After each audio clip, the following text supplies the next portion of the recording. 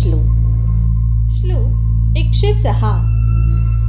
बरी स्नान संध्या करी एकनिष्ठा, विवेके मना आवरी स्थान भ्रष्टा, दया सर्वभूती जया मानवाला, सदा प्रेमळू भक्ती भावे निवाला. याचा अर्थ असा घ्यायचा आहे की मनुष्याने स्नानसंध्या इत्यादी शास्त्रविहित कर्मे एकनिष्ठेने करावीत. एकाग्र न होणाऱ्या, नको तिथे जाणाऱ्या मनास विवेकाने आवर घालावा.